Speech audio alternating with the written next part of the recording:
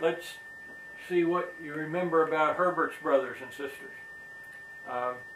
I think he had 5 sisters and 1 brother, and in my lifetime they all lived way off in Brazil, in New Mexico, in Nevada, in California, and virtually all the contact I have had with them was when I went out west and sought them out, went and found them. So Aunt Vi married Gil D. Vlamek, who was in the Navy and was moved all over the country. They talked about him. She would have to drive with her daughter Wanda cross country to when he'd be moved from the West Coast to the East Coast. And back in the days when that was really no interstates and all. So I remember Vi as a tiny person, but just bursting with energy. Do you remember anything specific about her? You know more about her than I would, you know. Mm-hmm. How many times did you meet her? Well, when their mother died, that was probably the only time. I don't know. You went to the funeral? Yeah, well, we stayed in that tiny house of her mother's on the floor, and it just had 1 bedroom. All of them coming from all over the country there. They didn't have any motels there in that little town of LaGrange. Giddings, I think. Now wait a minute, it might be backwards. One of them was where he was a preacher, and the other was where they retired. LaGrange, I believe, is where they built a little house. Now, Uncle Gil is around 94 years old now and is the only one from that generation still living out in Pacific Grove, California. Do you remember anything about him? Very little, only what you told me. Okay. You tell him you visited him several times. Yeah, even recently, a year and a half ago. He's very active.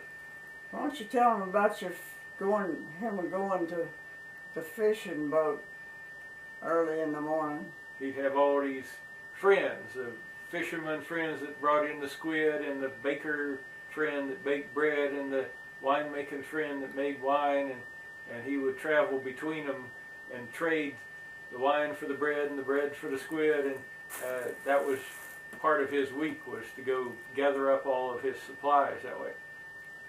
And he cooked some squid for you. When we were out there a year and a half ago, he made a pot of seafood that had clams and squid and all kind of stuff in it. It was great, all fresh. So next we have Aunt Ethyl, who was the oldest. She and her husband Adolf Gruel were Lutheran missionaries in Brazil for 30 years. Didn't you meet Ethyl at that funeral? One time when she came back, they have I don't know what they call it, that they can come back to the United States, and at that she came back and she'd give talks and so forth at different churches and try to get money for projects back there. They were so poor where they were, and I think Herbert gave her a bunch of toys and stuff like that he was selling at that time. She took back. I remember that, but I don't know. She hated to be begging for money. She was a very sweet person. Yeah, but evidently her husband's disposition must have been bad, because I've never heard anything good about him. Yeah, that's right.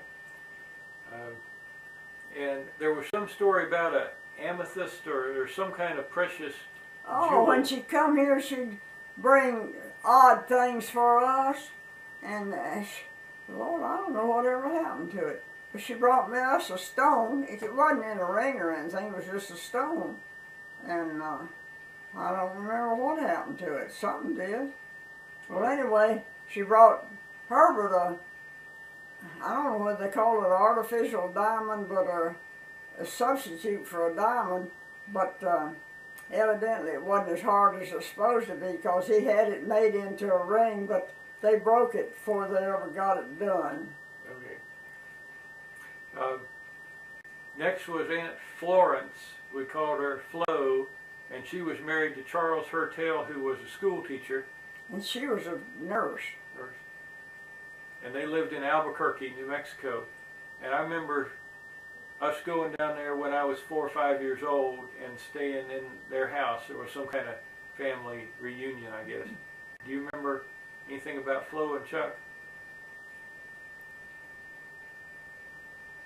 He had been in service before that. And she was a graduate nurse. She did her nurse's training at this famous Vanderbilt Hospital in Tennessee. Well, of course, he was doing something after getting out of service.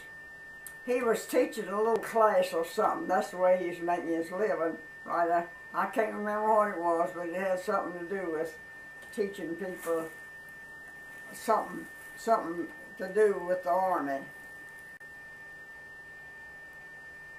But and then they had one son, Ronnie, wasn't it? Right, Ron Hertel. Yeah, Ron Hertel. We've lost contact with all of them. They used to always send Jimmy, ever since he was born, at Christmas time, a check or something like that. And Jimmy, of course, saved it, and he used a lot of that when he went to college.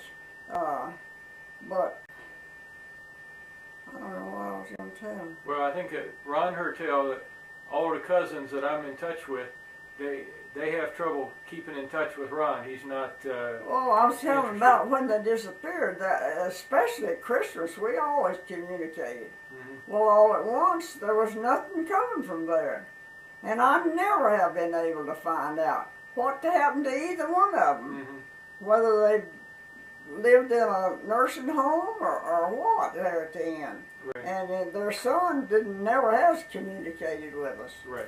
So we've just lost that side of the family entirely. Now, next was Aunt Mildred, called Mid, and when I met her in the early 70s, she was living in Las Vegas, which seemed like a very appropriate place for her. Did you ever meet Mid? Yeah, she's the one that when we were first married, and I can't remember what town that was in that we lived in, but she was waiting for her husband to get out of service, and she had furnished this little trailer, and when we were first married, she rented it to us for maybe lived 6 months or something like that before we moved to Winfield from there, I believe. Okay. Now, she had one son, Patrick. That's right, and we've lost contact with him, but he's a nice guy. I think he was in the Navy or something like that. As far as we can tell, he's still in the Navy. Yeah. But very little contact. Yeah, but he was a nice little fella. I remember he came and stayed with us in Winfield for a little while for some reason. Was it just her or who? Patrick. Patrick? Mm-hmm. Oh, well, I don't remember. And then there was Aunt Ann. I never met Aunt Ann. Did you? Oh, yeah, she was a sister that never was married. And I don't know a whole lot about her, but it seemed to me like I just can't, I don't put anything there because it might not be right. She lived out in California and all that time, never was around us at all. And I guess at their mother's funeral probably was the only time I ever saw her. I don't know. Seemed to me like she was tall and slender, kind of like Flo was. But she never was married. Then we have Uncle George, who was Herbert's only brother. And younger than Herbert. Yeah, he was younger. George or Mildred, one or the other were the baby. I don't know which one was. Yeah. Yeah. Okay. But George lived in California too, And I went at the mother's funeral. I suppose the only time I ever saw him too. But he worked for the city in some kind of construction thing, and he was loading up the truck and tying it down when the rope broke, and he fell backwards on the cement and killed him. Hit his head and killed him. He had 3 children. I don't remember if it's 2 daughters and it's 2 daughters and 1 son. And one of those daughters, when I was visiting at Uncle Gil in 1983, she came and visited, and so I got to meet her. And her husband was a dentist, and they flew their private plane to see us, so they were doing all right. That's the only thing that and she gave me some family pictures, which I have as originals. And she showed me her mother's